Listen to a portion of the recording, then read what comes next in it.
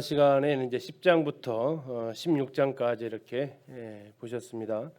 10장에서 16장을 통해서 이제 사울이 죽임을 당하게 되는 사건을 보면서 그의 두 가지 이유를 봤죠.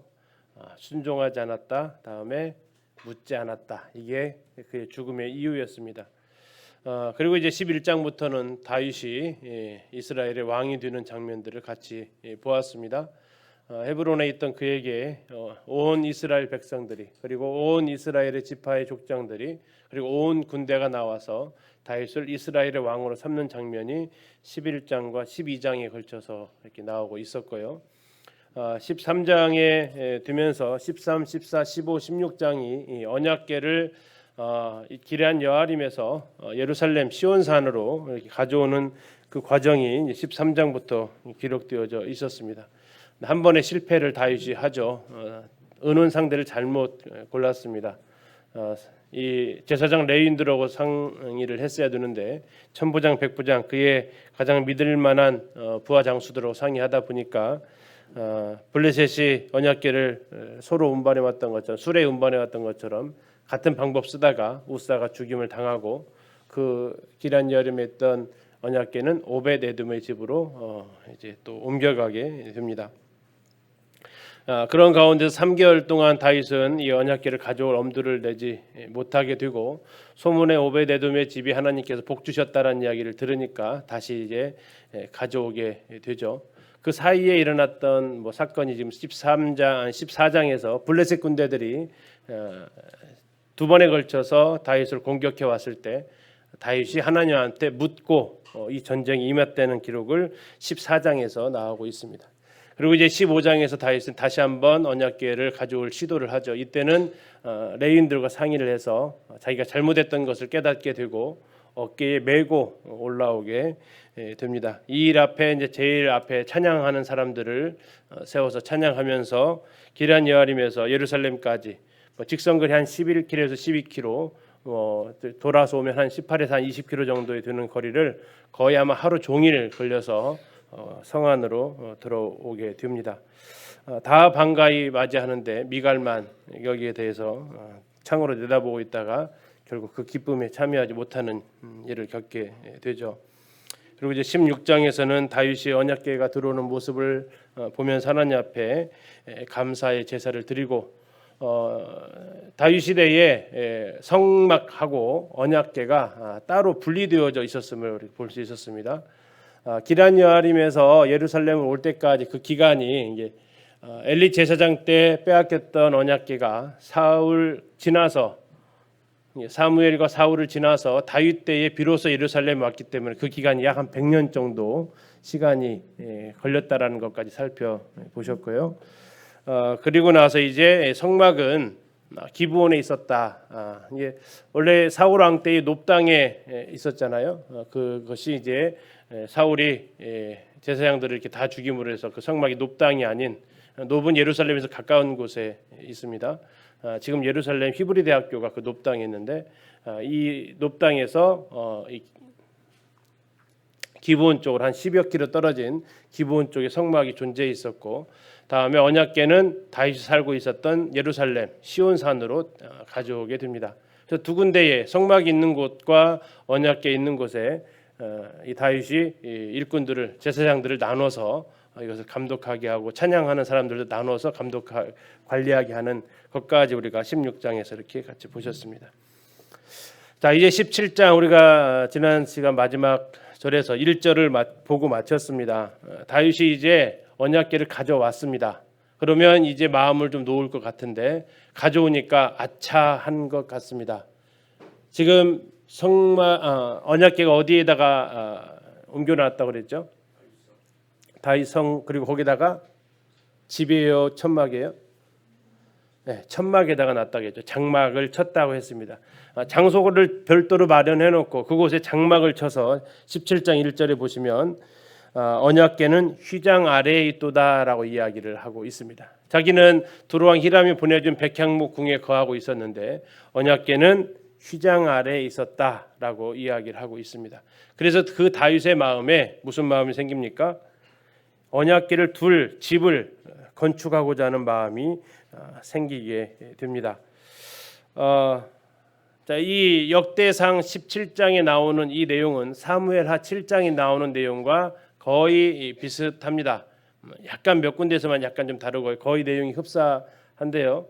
역대상에서의 가장 중심적인 장이 바로 이 역대상 17장입니다. 29장까지 있는데 이 역대상 17장이 가장 중요한 맥락을 차지하고 있고 하나님께서 다윗과 언약을 맺으시는 다윗 언약이라고 표현하기도 하고 아무튼 이렇게 제일 핵심을 차지하고 있는데 그 언약의 핵심은 다윗의 마음에 성전을 짓고 싶은, 그래서 하나님께서 그에게 오셔서 아니다, 내가 너를 위해서 집을 지어주겠다. 다윗은 하나님을 위해서 집을 지어드리려고 했는데 그것을 하나님이 거절하시고 내가 너를 위해서 집을 지어주겠다라는 것이 역대상 17장의 중심의 내용이 되겠습니다. 그래서 역대기상 전체의 가장 핵심장이 고르라면 역대기상 17장이 되겠고, 역대하에서 중심장은 처음 시작할 때 말씀드렸는데 역대하 7장이 됩니다. 역대하 7장은 이제 다윗의 아들인 솔로몬하고 하나님께서 다시 언약을 체결하시는데 이것은 성전이 건축된 이후에 하나님께서 비로소 언약을 체결하시는 장면입니다. 솔로몬이 20년간에 걸쳐서 공사를 다 마무리하고 난 이후에 왕궁까지 다 건축한 이후에 역대하 7장에서 하나님께서 솔로몬에게 나타나셔서 맺으시는 언약이 역대하 7장에 나와 있습니다. 역대상의 중심은 역대상 17장, 역대하의 중심은 역대하 7장, 이렇게 같이 기억을 하시면 되겠습니다. 자, 이렇게 다윗의 마음에 성전을 건축하고자 하는 마음이 있었고 다윗은 이것을 선지자인 나단에게 상의를 하게 됩니다. 자, 나단한테 이 이야기를 하니까 나단이 2절에 흔쾌히 동의를 합니다. 하나님이 왕과 함께 계시니 마음에 있는 바를 모두 행하소서. 나단이 하나님한테 안 물어봤어요. 그렇죠? 정상적으로 했으면 이때 나단이 제가 하나님 앞에 물어보고 오겠습니다라고 했으면 참 좋을 뻔했습니다. 아니면 다윗이 하나님한테 이때 한번 물어봤으면 어떨까 싶기도 합니다. 나단한테 상의하는 게 아니라. 그러나 아무튼 이 일에 대해서 안 물어보니까 하나님께서 답변을 먼저 하고 나오십니다. 3절에 보시면 그 밤에 하나님의 말씀이 나단에게 임했다라고 얘기하십니다. 아마 나단이 뜨끔하지 않았을까 싶습니다. 네가 나한테 안 물어보니까 내가 너한테 말하러 왔다 하는 듯한 느낌이죠. 자, 하나님께서 하신 말씀의 핵심이 뭡니까? 4절입니다. 가서 내 종 다윗에게 말하기를 여호와의 말씀이 너는 내가 거할 집을 건축하지 말라라는 거였습니다. 너는 내가 거할 집을 건축하지 말아라. 자, 다윗은 그 마음에 선한 뜻을 품었습니다. 어찌 하나님의 언약궤가 자기가 살고 있는 집보다 더 초라할 수 있느냐라는 거였죠. 자, 그런데도 하나님께서는 거기에 대해서 허락을 하지 않으십니다. 자, 허락을 하지 않은 세 가지 이유가 등장을 하게 되는데요. 첫 번째 내용은 5절에 나와 있습니다. 5절 한번 보시면요. 내가 이스라엘을 애굽에서 올라오게 한 날부터 오늘까지 집에 있지 아니하고 오직 이 장막과 저 장막에 있으며 이 성막과 저 성막에 있었다. 이게 지금 무슨 내용 같으십니까? 자, 하나님은 일정한 장소에 머무르시는 분이 아니시고 하나님은 장소에 구해두시는 분이 아니시다라는 겁니다. 휘장 아래 있으면 내가 휘장 아래 살고 있고 성전을 집을 건축해주면 그 집에 들어가서 사시는 하나님이 아니다라는 거죠. 하나님이 이 성막을 지은 이유가 뭐였습니까? 출애굽기 25장에서 내가 그들 중에 거할 성소라고 말씀하셨죠. 하나님께서 원하시는 것은 백성과 함께 하기 위함이었지 이런 천막이나 이 집을 그것을 가지고 가리는 분이 아니다라는 겁니다. 하나님은 늘 하나님의 백성들과 함께 하시는 분이시지 장소에 따라서 휘장이 있으니까 힘이 빠지거나 집에 있으니까 힘이 세지거나 더 가까이 있거나 그렇지 않다라는 겁니다. 그래서 5절에서 말씀하고 있는 것은 나는 이 장막 저 장막 이게 나를 수용할 수 있는 곳이 아니다라는 겁니다. 다음 6절이 두 번째 이유입니다. 이스라엘 무리와 더불어 가는 모든 곳에서 내가 내 백성을 먹이라고 명령한 이스라엘 어느 사사에게 내가 말하기를 너희가 어찌하여 내 백향목 집을 건축하지 아니하였느냐고 말하였느냐. 다시 말하면 하나님은 한 번도 사사들에게 백향목 집을 지으라라고 말한 적이 없었다라는 겁니다.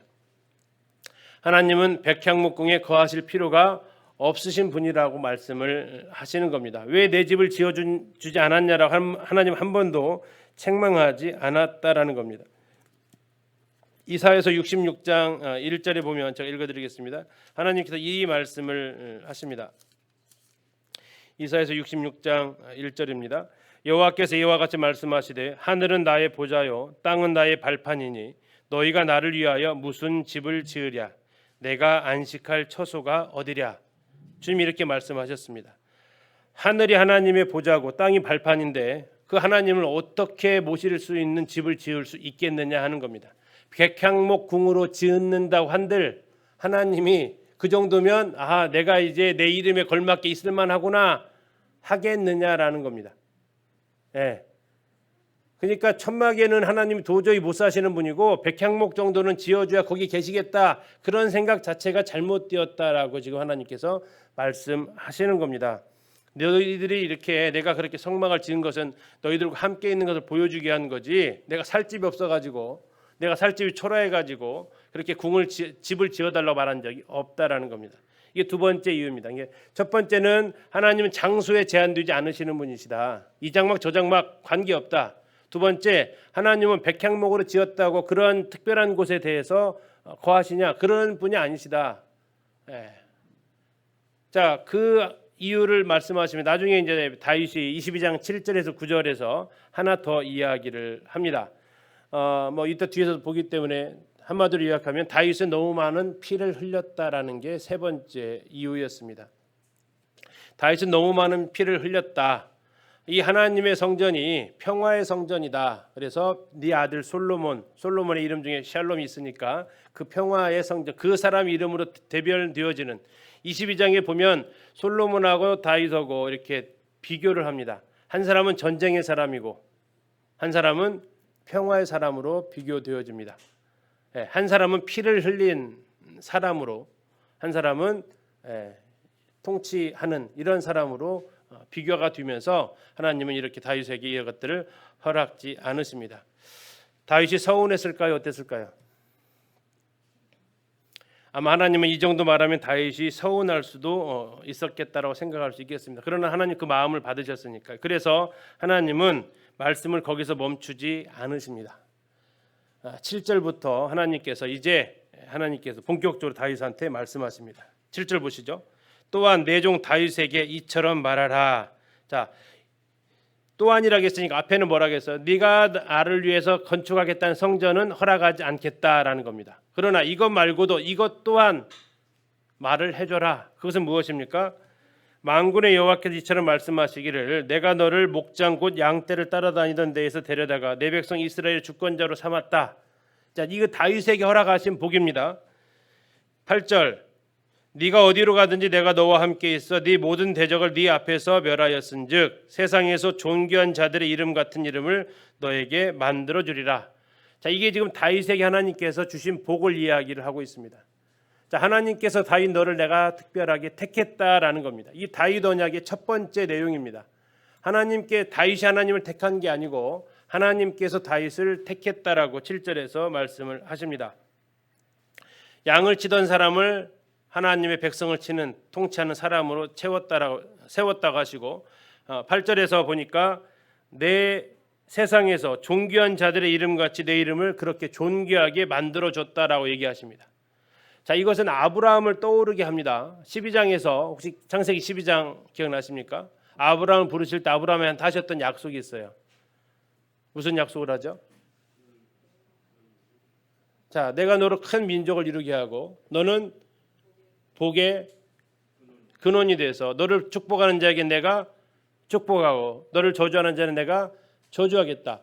자, 그렇게 하면서 아브라함의 그 이름에 대해서 이야기를 해주고 다윗에 대해서 이름에 대해서 이야기를 해주고 그 복에 대해서 이야기를 해줍니다. 아브라함을 택했듯이 다윗을 택하셨고 아브라함에게 주셨던 복처럼 다윗에게도 그런 복을 허락하시는 아브라함을 떠오르게 하는, 다시 말하면 아브라함부터 시작되어진 그 복이 지금 다윗에게까지 연결되어지고 있다라는 것을 보여주는 말씀이 이 지금 보셨던 8절에 있습니다. 자, 7절과 8절은 다윗에게 베푸신 복입니다. 다음에 이제 9절부터 10절은 그 이스라엘 백성에게 베푸신 복을 이야기하고 있습니다. 9절입니다. 내가 또 내 백성 이스라엘을 위하여 한 곳을 정하여, 자, 이스라엘을 위하여라고 나왔죠. 이게 이 백성입니다. 그들을 심고, 자, 한 곳이 어디입니까? 그러면 가나안 땅이죠. 그들이 그곳에 거주하면서 다시는 옮겨가지 아니하게 하며 악한 사람들에게 전과 같이 그들 해치지 못하게 하여 전에 내가 사사에게 명령하여 내 백성 이스라엘을 다스리던 때와 같지 아니하게 하고 또 내 모든 대적으로 내게 복종하게 하리라. 이렇게 얘기하십니다. 이것은 누구에게 한 복입니까? 다윗이 아닌 이제 이스라엘 민족 전체에게 주신 하나님의 복을 말씀을 해주고 계십니다. 자, 한 곳을 정했다. 이건 모세에게 하셨던 그 언약의 성취가 드디어 이루어진 거고요. 방금 보셨던 10절 다윗을 위해서 어떻게 하신다고요? 또 내게 이르노니 여호와가 너를 위하여 한 왕조를 세울지라. 왕조가 뭡니까? 세습 띄우는 거죠. 왕조는 아버지의 아들, 그 아들의 아들로 쭉 이어지는 다윗 왕조가 하나님께서 허락을 하신다라는 겁니다. 그래서 다윗의 혈통에서 앞으로 메시아가 날 것까지도 이제 쭉 이야기를 11절에서 하시게 됩니다. 11절입니다.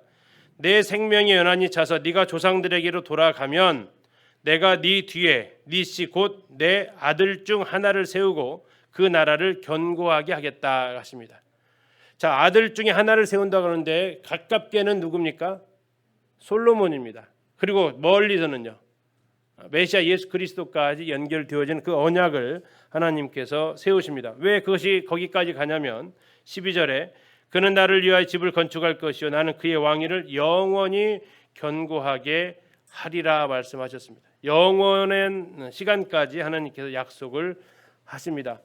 다윗 왕조에 우리가 분열왕국을 거쳐가면서 북이스라엘은 왕조가 9번에 걸쳐서 바뀝니다. 이제 남유다는요 계속해서 다윗 왕조로 이어져 갑니다. 잠깐 아달랴라는 북이스라엘에서 온 이세벨의 딸이 한 7년간 통치를 하는 것 같지만 그러나 끊어지지 않았습니다. 그래서 결국 다윗 왕조가 영원히 계속해서 이르게 되는 거죠. 그리고 우리는 잘 알듯이 그 다윗의 씨를 통해서 마태복음 1장 1절에서 아브라함과 다윗의 자손에서 예수 그리스도가 태어나는 것을 우리는 확인할 수 있습니다. 자, 다윗의 자손 중 하나가 뭘 건축한다고요? 그는 나를 위하여 뭘 건축한다고요? 집을 건축한다라고요. 성전을 건축하겠다. 이거 가깝게는 솔로몬이 합니다. 그러나 나중에 지난번에 보셨던 것처럼 예수님께서 내가 성전이다라고 말씀을 하시죠. 이 성전을 헐라라고 지금 말씀하셨던 적 있으셨죠? 자, 이제 13절입니다. 나는 누구의 아버지가 되고요? 그의 아버지, 그의 누굽니까? 솔로몬의 아버지가 되겠다라는 겁니다. 자, 그럼 솔로몬의 아버지가 몇 명이 되는 거예요? 둘이 되네요. 그렇죠? 육신으로는 다윗이 아버지가 되고 하나님은 그럼 무슨 아버지가 됩니까? 그의 영혼의 아버지가 되시는 겁니다. 다시 말하면 이제 솔로몬이 하나님의 아들이 되면 솔로몬의 아들은 뭐가 되죠? 하나님의 손자가 되죠. 그렇죠? 그러나 이제 유대의 율법, 유대의 계보의 특성은 손자도 아들로 등록이 됩니다. 나중에 그 분열왕국 보시면 알 거예요. 분명히 엄마라고 했는데 보면 자세히 보면 할머니예요. 아들이라고 했는데 보면 손자예요. 이제 그런 것들이 이제 이어지는 겁니다. 아무튼 이제 하나님께서 솔로몬을 하나님의 아들로 입적시키겠다라고 지금 이야기를 하시는 겁니다. 자, 그리고 이제 14절 내가 영원히 그를 내 집과 내 나라에 세우리니 그의 왕위가 영원히 견고하리라. 솔로몬이 영원할 수 있습니까? 없습니다. 솔로몬은 유한한 사람입니다. 그런데 주님께서 어떻게 말씀하시는가? 내가 영원히 그를 내 집과 내 나라에 세우겠다라는 것은 솔로몬으로부터 시작되어져서 이제 앞으로 나타나시게 될 예수 그리스도에까지 이어지는, 뭐 솔로몬이 거기까지는 뭐 앞으로 예수님 태어나시겠구나 했겠어요? 그러진 않지만 솔로몬은 유한한 사람이기 때문에 모르지만 하나님은 그와 같은 계획까지도 가지고 계셨다라는 겁니다. 자, 이제 이 결론에 도착을 하게 되는, 다시 말하면 이렇습니다. 너는 내 집을 건축할 수 없다. 그러나 뭐 하겠다? 내가 너를 위해서 집을 건축을 해주겠다. 그리고 내 아들은 나를 위해서 집을 건축하게 될 것이다. 솔로몬이 성전을 건축하게 될 것이다. 그러나 더 미래로 가면 이제 예수님께서 그 일을 하시게 될 것까지 얘기합니다. 다윗은 하나님의 전을 건축하지 못합니다. 하나님이 다윗의 왕조를 세우십니다. 그래서 다윗의 아들에게서 다윗의 후손에게서 하나님의 집이 건축된다라는 그 흐름입니다. 이 17장 1절부터 15절까지 내용이 가셨죠. 자, 지금 여기에서 보셨던 그 다윗의 언약의 내용을 방금 보셨던 대로 좀 정리를 했습니다. 이것은 나중에 단체 카톡방에다가 올려드리겠습니다. 다윗 언약의 내용 7절부터 하나님께서 다윗과 세우신 언약입니다. 하나님께서 다윗을 택하셨습니다. 하나님의 은혜입니다. 아브라함에게 하셨던 것과 거의 비슷한 언약을 하셔서 아브라함의 그 언약이 중간에 끊어지지 않고 다윗까지 계속해서 이어졌음을 보여주고 있습니다. 그리고 모세에게 하셨던 가나안 땅에 들어가서 그것을 취하게 하시겠다는 그 언약의 성취가 되어졌고요. 다윗이 왕조를 하나님께서 세우셔서 다윗의 후손을 통해서 하나님의 나라가 이어질 것을 말씀을 하십니다. 5번에 다윗의 자손 하나가 성전을 건축할 것이고 가깝게는 솔로몬이고 더 나아가서 우리 주님께서 그 일을 하실 것이고 6번째 다윗의 후손을 하나님 아들로 입양시키셔서 나중에 시편 2장 7절에서 내가 하나님께서 아들을 낳으셨다라고 표현하고 있죠. 바로 주님이 히브리서에도 동일한 표현 나와 있습니다. 하나님의 아들로 오실 것을 보여주고 있습니다. 그리고 그 언약은 영원할 것이다.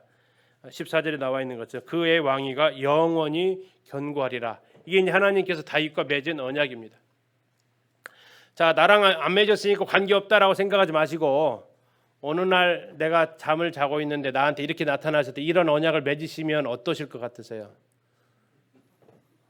어떠실 것 같으세요?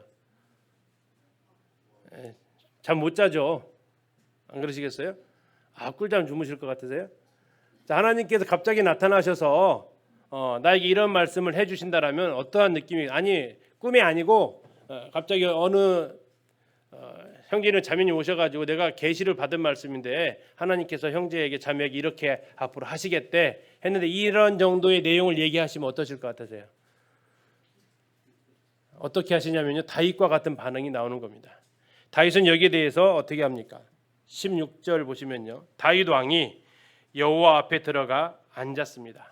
하나님 앞으로 가서 앉았습니다.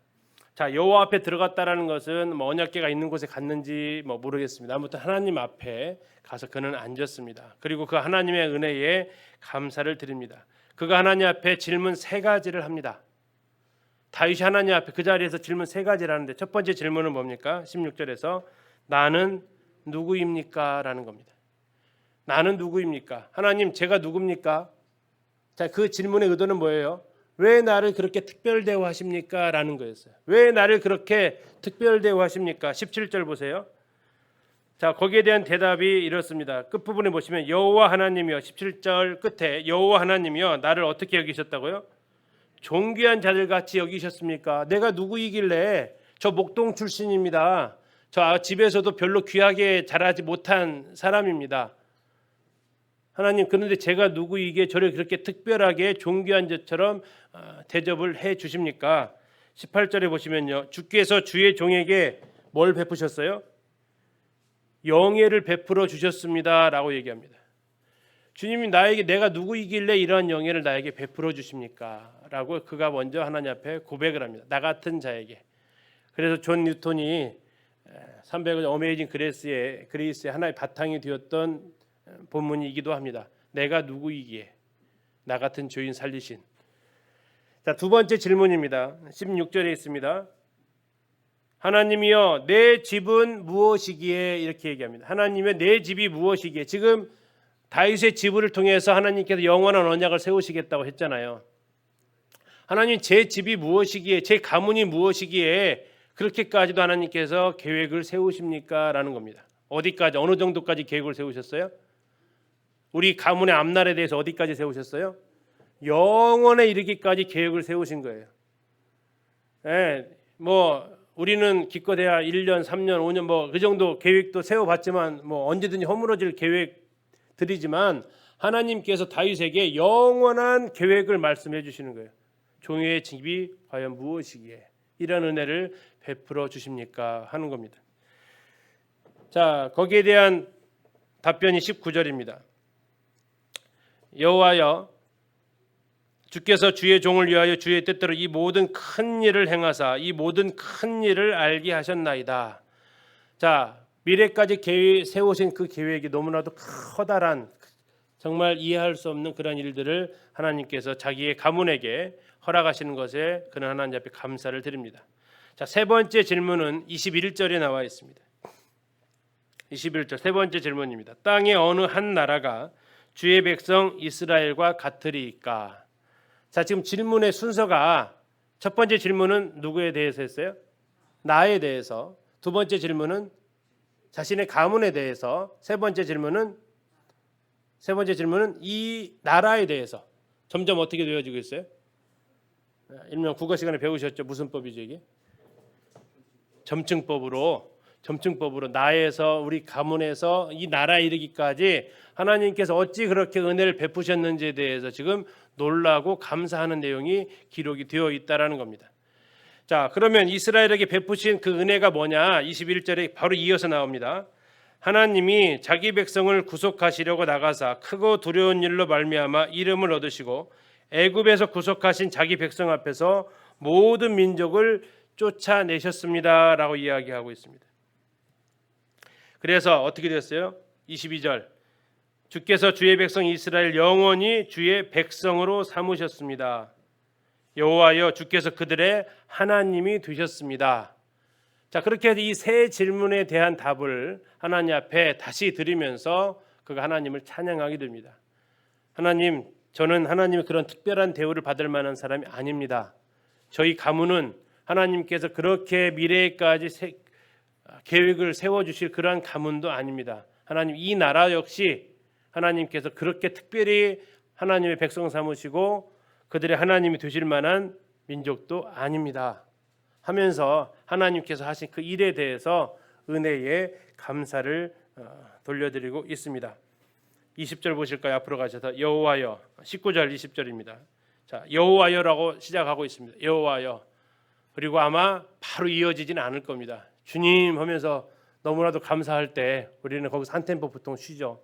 여호와여 주께서 주의 종을 위하여, 개인적인 겁니다. 주의 뜻대로 이 모든 큰 일을 행하사, 자기를 행해서 위해서 행하신 큰 일입니다. 두 번째, 이 모든 큰 일을 알게 하셨습니다. 여호와여 우리 귀로 들은 대로는 주와 같은 이가 없고 주 외에는 하나님이 없나이다.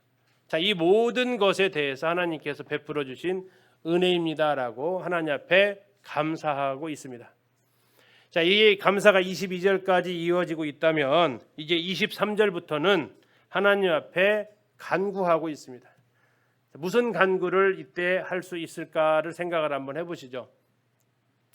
자, 뭐 이미 받을 만큼 받았는데 무슨 간구가 필요할까? 다윗은 그러면 이 상황에서 무슨 간구를 할까라고 하는 겁니다. 자, 무슨 간구하실 것 같으세요? 이게 너무나도 큰 복을 주시겠대요. 그러면 뭐라고 하실 것 같아요? 하나님 취소하기 없기. 하나님 취소하기 없기. 하나님 말씀대로 꼭 지켜주시기를 구합니다라고 하겠죠. 너무나도 큰 거니까. 두 번째는 하나님이 주셨으니까 하나님이 높아지셔야만 자기에게 주어진 약속도 그만큼 가치가 있죠. 그래서 하나님의 이름이 높아지시기를, 더 나아가서 우리의 자손들이, 나로뿐만 아니라 내 자손들이 내가 이렇게 하나님께로부터 복을 받은 자라는 사실을 알고 어떻게 살아야 돼요? 복 받은 자처럼 살아가게 하소서. 그 맥락의 세 가지 기도를 합니다. 자, 23절 보실게요. 여호와여 하고 있죠. 여호와여, 이게 첫 번째 기도입니다. 주의 종과 그의 집에 대하여 말씀하신 것, 그렇죠, 약속하신 겁니다. 어떻게 해달라고요? 영원히 견고하게 하시고 말씀하신 대로 행하십시오라고 합니다. 취소하지 말아주세요라는 거죠. 약속하신 것 꼭 지켜주세요라고 이야기를 합니다. 24절 견고하게 하시고까지 가네요. 사람에게 영원히 주의 이름을 높여 이르기를 만군의 여호와는 이스라엘 하나님 곧 이스라엘에게 하나님이시라 하게 하시며 주의 종 다윗의 왕조가 주 앞에서 견고히 서게 하옵소서. 자, 하나님이 어떻게 되시라고요? 영원히 주의 이름을 높임을 받으시라고 24절에서 이야기를 하고 있습니다. 하나님의 이름이 높여져야 우리도 이름이 높여지지 않습니까?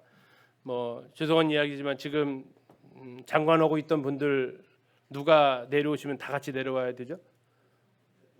대통령이 3월달에 이제 내려오시면 그들이 가지고 지금 그분에 의해서 임명되었던 장관들도 어떻게 돼요? 다 같이 내려와야 돼요. 그렇죠? 그들은 대통령이 잘 돼야 자기들도 잘 되는 거예요. 하나님의 이름이 높임을 받으셔야만 누가 영광스럽게 돼요? 우리가 영광스럽게 되는 거예요. 그래서 다윗은 얘기하는 거예요. 사람에게 영원히 주의 이름을 높여 이르기를 이렇게 말하고 있습니다. 하나님 앞에 영광을 돌려 드리는 겁니다. 세 번째는 25절에 나와 있습니다. 나의 하나님이여, 가장 길게 나와 있습니다. 나의 하나님이여, 주께서 종을 위하여 왕조를 세우실 것을 이미 듣게 하셨으므로 주의 종이 주 앞에서 이 기도로 간구할 마음이 생겼나이다. 진짜 간구란 얘기입니다. 여호와여, 오직 주는 하나님이시라. 주께서 이 좋은 곳으로 주의 종에게 허락하시고 이제 주께서 종의 왕조의 복을 주사 주 앞에 영원히 두시기를 기뻐하시나이다. 여호와여, 주께서 복을 주셨사오니 이 복을 뭐 하자고요? 영원히 누리리이다 라고 얘기하고 있습니다. 자, 하나님께서 우리에게 에베소서에 보면 다윗에게 이 맘먹는 복을 주셨습니다. 에베소 1장에서 우리에게 무슨 복을 받았다고 얘기하죠? 하늘에 속한 신령한 복을 받으셨다라고, 하나님 복을 주셨다라고 얘기하고 있습니다. 그러면 다윗이 드렸던 이 기도가 우리에게는 부족한 기도죠. 우리는 이 기도보다 더 큰 기도를 할 수 있는 겁니다. 우리가 주일날 예배 시간 앞에 나아가서 하나님께서 나에게 하늘에 속한 신령한 복을 주신 것에 대해서, 다윗에게 이런 놀라운 은혜와 복을 주신 것에 대해서 다윗이 이렇게 하나님 앞에 감사의 기도를 드렸다면, 우리는 주일에 하나님 앞에서 우리에게 하늘에 속한 신령한 복을 주신 그분 앞에 이와 같은 감사와 영광을 올려드리는 것이 마땅합니다. 자, 그런데 중요한 것은 뭡니까? 우리가 그 복을 누리고 있어요? 못 누리고 있어요? 누려요? 못 누려요? 잘 못 누린다라는 겁니다. 왜 못 누릴까요? 그게 복인지를 잘 모른다라는 겁니다. 다윗이 기도하는 게 뭡니까? 그래서 이 복을 영원히 누리게 해달라고 합니다. 그래서 이제 뭐 새해 첫날 세배할 때 뭐라고 세배하죠? 새해 복 많이 받으세요 하죠. 자, 복 받는 거 우리에겐 굉장히 좋아합니다. 그런데 받고만 있어요. 받고. 그리고 이 복이 뭔지를 모르죠. 이제 이게 이제 문제가 되죠. 그래서 이제 인사말을 좀 바꿔보자 그랬죠. 어떻게 해요? 새해 복 많이 누리세요. 받은 복을 한번 세워보자라는 이런 찬송가 가사도 있습니다. 받은 복을 누려보는 거죠. 권한을 누려보는 겁니다. 그냥 쌓아놓고 사는 게 아니라 주신 복에 대해서 누리면서 살아보자라는 겁니다. 그리고 이제 좀 더 성장하면 세 번째는 뭐까지 가야 돼요? 새해 복 많이 나누세요까지 가는 겁니다. 이 주신 복에 대해서 나누면서 살기까지 가야 됩니다. 복 받기 원하십니까? 누리기 원하십니까? 나누기 원하십니까? 우리가 복을 나눌 수 있기까지 가야, 다윗은 영원한 집을 세워주신 하나님 앞에 복을 누리겠다라고 하나님 앞에 기도하고 있다라면, 하늘에 속한 신령한 복을 받은 우리는 누리는 걸 넘어서 어디까지요? 나누는 것. 나누는 게 뭡니까? 복음 전하는 것까지 우리는 이어져야 되는 거죠. 다윗은요, 복음 전할 필요가 없어요. 왜요? 이건 혈통으로 주어지는 권한이었어요. 혈통으로 주어지는 권리였어요. 그래서 유대인들은요, 전도 안 한다니까요. 이건 혈통으로 되어지기 때문에 그래요. 그러나 요한복음에서 1장에서 뭐라고 했어요? 하나님의 자녀 되는 것은요, 이는 혈통으로나 육정으로나 사람으로부터 되지 않아요. 그래서 오늘날 교회는 전도를 해야 되는 겁니다. 유대교나 이슬람교 같은 사람들은 그냥 태어나면 그 종교예요. 신앙이 된다고요. 그러나 그리스도 안에서는 혈통으로 되지 않습니다. 그래서 우리가 복을 누리는 데서 끝나면 안 되는 거죠. 우리는 이제 뭐까지 가야 된다고요? 나누는 데까지 가야 됩니다. 이것이 이제 하늘에 속한 신령한 복을 받은 우리가 하나님 앞에 할 수 있는 기도가 되는 거죠. 다윗의 이 기도를 통해서 여기서 적용하고 끝나면 안 되고 우리에게 주어진 복에 맞게끔 적용을 해야겠죠. 자, 이제 18장, 19장, 20장은 갑자기 전쟁의 기록으로 나아갑니다. 갑자기 전쟁에서 승리했다라는 기록이 석 장에 걸쳐서 나와요. 뜬금없죠. 갑자기 이렇게 나오니까. 그럼 왜 이렇게 석 장에 걸쳐서 시리즈로 이 18, 19, 20장은 역사적인 순서의 기록이 아니에요. 모아놨어요. 뭘로? 전쟁에서 이겼던 기록만 모아놨어요. 한두 곳으로 이렇게. 자, 이렇게 모아놓았는데 거기 그 의미가 뭐냐라는 거죠. 자, 방금 저기 16장 35절에 제가 읽어드릴게요. 너희는 이르기를 우리 구원의 하나님이여 우리를 구원하여 만국 가운데에서 건져내시고 모으사, 만국 가운데에서 건져내시고 모으사, 이렇게 나와 있어요.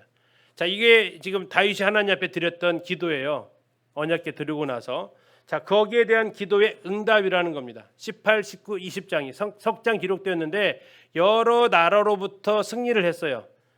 그 나라의 위협으로부터 건짐을 받았다고요. 자, 그 이유가 지금 왜 이게 기록이 되어져야 되느냐? 지금까지 했던 기도들이 있었잖아요.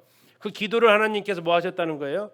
응답하셨다라는 거예요. 그 첫 번째 응답이 뭡니까? 만국 가운데서 건져내셨다라는 그 기도의 응답이 18, 19, 20장에 나와 있는 전쟁에서 승리한 기록들이 되었다는 얘기입니다. 두 번째는 아까 17장 10절입니다. 17장 10절. 이건 하나님께서 하셨던 약속입니다. 약속의 성취입니다. 17장 10절 보시면 전에 내가 사사에게 명령한 내 백성 이스라엘 다스리던 때와 같지 아니하게 하고 내 모든 대적으로 너의 모든 대적으로 뭐 하겠다고요? 너에게 복종하게 하리라. 하나님께서 이렇게 약속을 하셨어요. 아까 16장 35절은 다윗이 기도한 것에 대한 응답이었다면 17장 10절은 하나님께서 약속하신 것에 대한 성취를 얘기하고 있어요. 이 정복 전쟁의 세 장으로 이루어진 이 기록 자체가 그렇습니다. 자, 세 번째는 왜 그랬을까요? 세 번째는 18장에서 찾을 수 있는데요.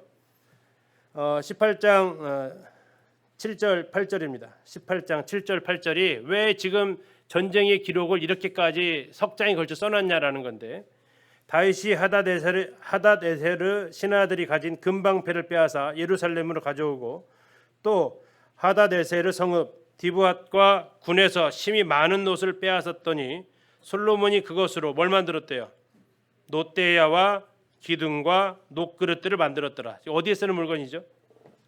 성전에 쓰는 물건이에요. 결국 이 세 번에 걸친 18, 19, 20장에 걸친 전쟁의 승전에서 얻은 그 전리품들을 어디다 썼다고요?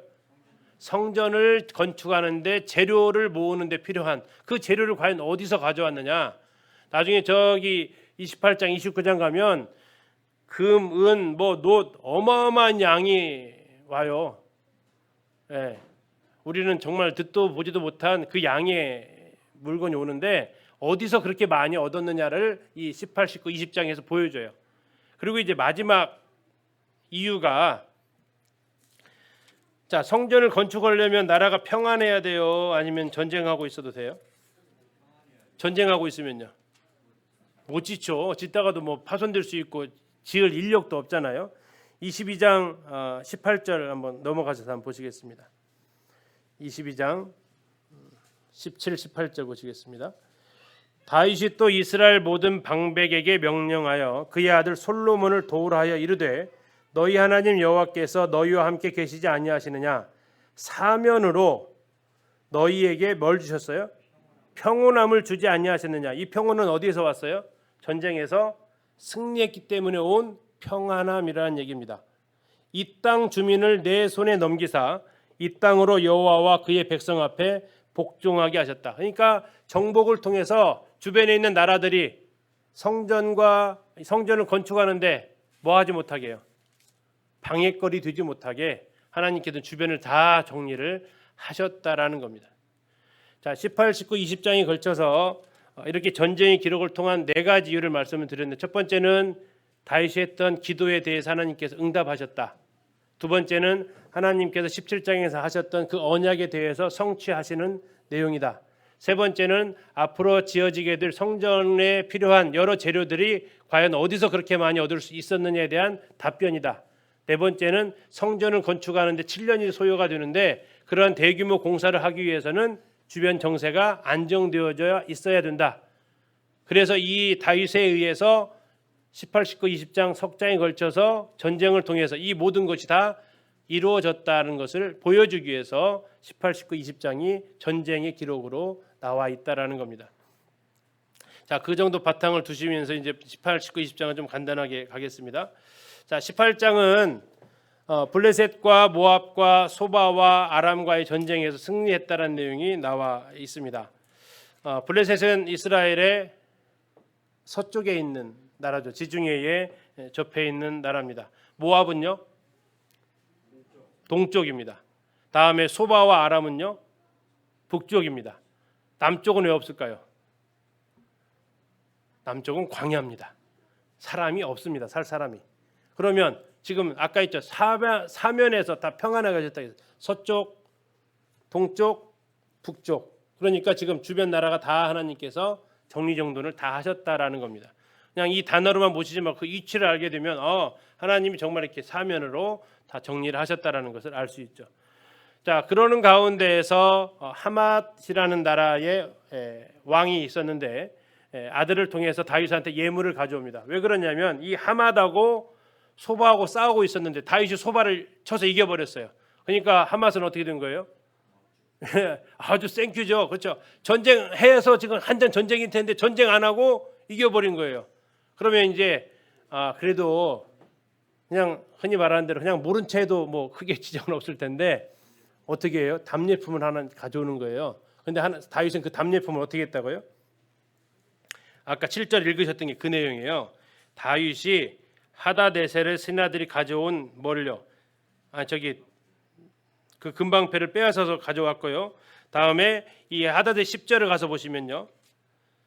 하다데셀 그 싸웠던 거하고 10절 그의 아들 하도람을 보내서 다윗 왕에게 문안하고 축복하게 하니 이는 하다데셀이 벌써 도와 맞서 여러 번 전쟁이 있던 터에 다윗이 하다데셀을 쳐서 무찔렀습니다. 하도람이 금과 은과 노새 여러 가지 그릇들을 가져온지라 다윗 왕이 뭐 했다고요?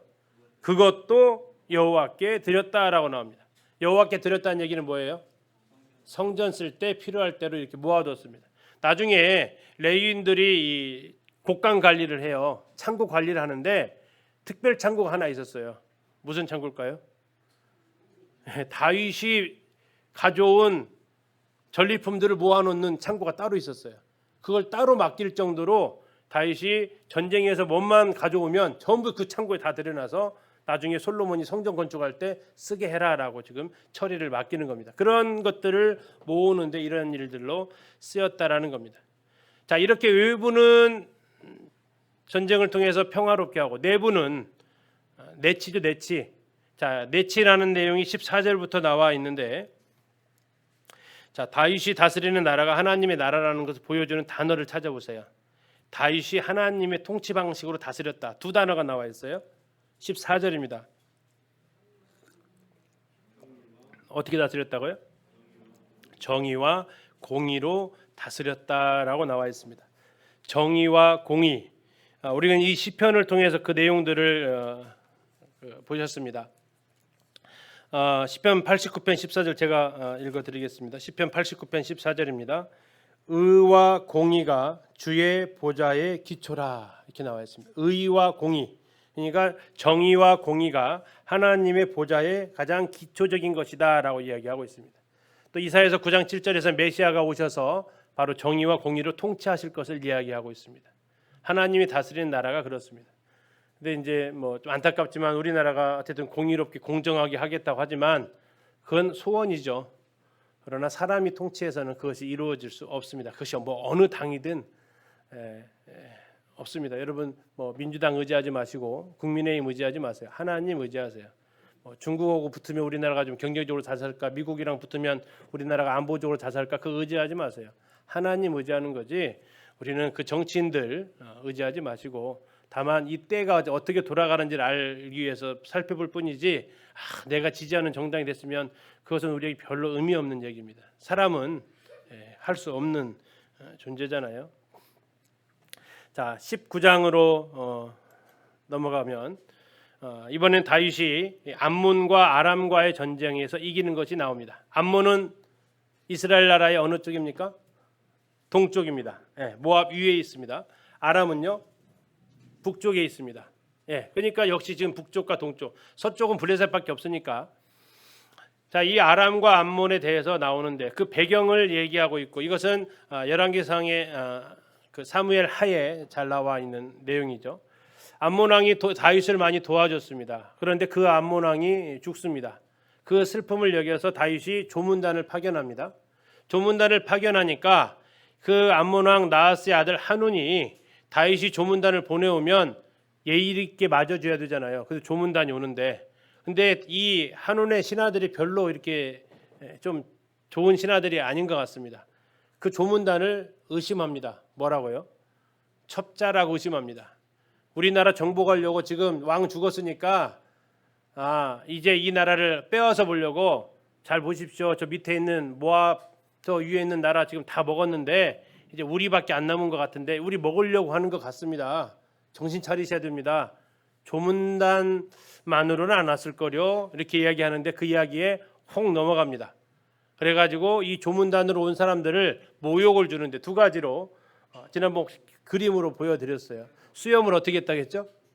반절로 깎았다겠어요. 자, 1번 이렇게 반절이요, 이렇게 반절이요. 세로로 반절로 깎았다고요. 이렇게 반절이면 뭐 크게 뭐 나오면 되는데 이렇게 반절이니까 한쪽은 나오면 이상해지잖아요. 다음에 또 하나 뭐 했다겠죠? 예, 바지를 갖다가 궁뎅이가 보이게끔 잘라버려서 보냈다는 얘기예요. 자, 그냥 옷이야 이제 이렇게 뭐 추스려서 올 수 있지만 이 수염은 시간이 필요하니까 다윗이 여리고에서 기다렸다 와라라고 할 정도로 하면서 이제 다윗이 전쟁을 하게 되죠. 자, 뭐 어쨌든 자기들의 실수로 전쟁이 일어났는데도 아마 신하들은 그랬을 겁니다. 보십시오, 전쟁하지 않습니까? 했을 거예요, 분명히. 신하들은 저희들이 예언이 맞지 않았습니까? 했을 겁니다. 자, 전쟁이 일어났는데 자기들 힘만으로는 막을 힘이 없으니까 어떻게 해요? 저 아람에 돈을 주고 군대를 보내달라고 합니다. 그래서 이제 아람하고 암몬이 같이 힘을 합해서 이스라엘과 싸움을 하게 되는 거죠. 자, 이 다윗 입장에서는 졸지에 지금 큰 전쟁이 돼버렸습니다. 이 전쟁에 요압이 나가는데 이 요압이 지혜롭게 행합니다. 두 군대가 오니까 자기 동생하고 하나씩 맞습니다. 자, 이 동생한테 이 아비세라는 이 동생이 있는데, 야, 내가 저쪽 아람 군대하고 싸우겠다. 너는 암몬 군대하고 싸워라. 그래서 우리가 서로 혹시 위험하면 서로 도와주자라고 이야기를 합니다. 자, 그리고 그 싸움의 결과는 13절 보시겠습니다. 19장 13절. 요압이 하는 말입니다. 너는 힘을 내라. 아비새야, 너 힘을 내라. 우리가 우리 백성과 우리 하나님의 성읍들을 위하여 힘을 내자. 여호와께서 선히 여기시는 대로 행하시기를 원한다라고 얘기합니다. 참 요압 이럴 때는 참 멋있습니다. 그렇죠? 그렇게 해서 이 전쟁에서 승리를 하게 됩니다. 이 전쟁에서 승리를 하게 되는데 암몬이 여기에 대해서 다시 뜻을 굽히지 않습니다. 그래서 다시 전쟁을 또 일으키게 됩니다. 17절 보시겠습니다. 17절. 어떤 사람이 다윗에게 전하며 다윗이 온 이스라엘을 보고 요단을 건너 아람 사람에게 왔습니다. 다시 말하면 이제 본군을 다시 요청을 한 거예요. 1차전은 아람과 암몬의 연합군을 요압과 아비새가 전쟁에서 이겼는데, 그러면 물러갈 줄 알았던 이 아람 군대가 다시 돌아온 겁니다. 16절에 나와 있는데, 그래서 이제는 다윗도 이 전쟁에 참여하게 되고 그 전쟁에서 이기게 됩니다. 그리고 이제 아람이 다윗과 화친했다라고, 다시는 아람이 이 암몬 자손을 돕지 않았다라고 하면서 19장이 끝나게 됩니다. 자, 이제 이때 20장 1절이 나오는데, 해가 바뀌어 왕이 출전할 때가 되매 이렇게 나와 있죠. 이 사무엘하 11장에서는 이때 바로 밧세바 사건이 일어나는 장면입니다. 그런데 역대하에서는 밧세바 사건이 어떻다고요? 전혀 등장하지 않고 있다고요. 자, 옛날 뭐 지금이야 뭐 때를 가리지 않지만 옛날에는 전쟁도 먹고 살려고 하는 거니까 농번기 때는 전쟁을 안 했다라는 겁니다. 해가 바뀌었다는 얘기는 전쟁을 하는 때가 있었다는 얘기죠. 자, 여기에서 요압이 암몬 자손, 이제 아람은 다윗에 의해서 쫓겨났고 암몬만 남았습니다. 다윗은 아람과 이겼으니까 다윗은 어떻게 했을까요? 돌아갔겠죠. 그리고 이 암몬 정복만 남아서 이 암몬을 누구한테 맡겨요? 요압한테 맡기는 겁니다.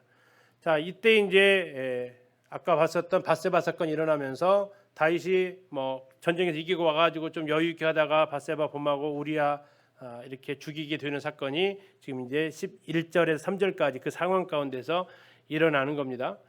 결국 요압에 의해서 라빠성은 함락이 되고 암몬 자손이 이제 포로로 잡아가는데, 이 암몬의 왕이 썼던 왕관이요, 무게가 얼마라고요? 2절입니다. 다윗이 그 왕의 머리에서 보석 있는 왕관을 빼앗아 중량을 달아보니 얼마라고요? 금 한 달란트. 한 달란트가 몇 킬로죠? 34킬로예요. 와, 34킬로짜리 왕관 쓰고 있으면 목 디스크 안 걸릴란가 모르겠습니다. 네, 어마어마한 무게의 왕관. 자, 이런 것들을 이제 쓰고 있었던 왕, 이것을 갖다가 그들의 왕관을 자기 머리에 다윗이 한번 써봤어요. 2절에 이렇게 나와 있는데, 그러면서 이제 결국 암몬까지도 이기게 됩니다. 그 이후에 또 블레셋과의 국경을 접하고 있으니까 사소한 싸움이 있었습니다. 시프게라는 사람이 블레셋 10배를 죽였던 사건이 나오고, 엘하나는 라흐미를 죽이고, 다윗의 조카였던 요나단은 손가락 6개, 발가락 6개, 도합 몇 개 그럼요? 24개입니다. 24개. 손가락 양쪽이 다 6개, 발가락도 양쪽이 다 24개의 가락을 가진 그 거인도 죽입니다. 자, 이것을 통해서 이제 다윗과 골리앗을 한번 떠올려 보게 될 수 있는 거죠. 그때는 정말 다 벌벌 떨었을 때 다윗이 혼자 나가서 일을 했는데, 이제 어느덧 다윗 이스라엘 쪽에서도 하나님의 군사들이 일어나서 이 정도의 인구들은 제압을 하게 됐다라는 겁니다. 자, 이렇게 해서 20장까지의 전쟁의 기록이 다 마무리가 됩니다. 다시 정리하면 17장에서 하나님께서 다윗에게 집을 세워주겠다라고 얘기하시고, 18, 19, 20장에서는 이제 다윗이 하나님의 은혜에 감사해서 하나님의 성전을 위해서 필요한 재료들을 얻기 위함도 아니 얻기 위해서 전쟁을 한 것 같지는 않고, 전쟁에서 얻은 것을 가지고 성전에 쓰이게 한 것 같습니다. 다만 하나님께서 다윗이 했던 기도와 하나님께 해주셨던 그 약속과 나라가 전쟁이 없이 평안해야 이러한 대규모 공사를 할 수 있었기 때문에 주변을 정리하시는 그 은혜를 20장까지 이렇게 볼 수 있습니다. 21장부터 10분간 쉬었다가 9시 5분에 21장부터 같이 살펴보도록 하겠습니다.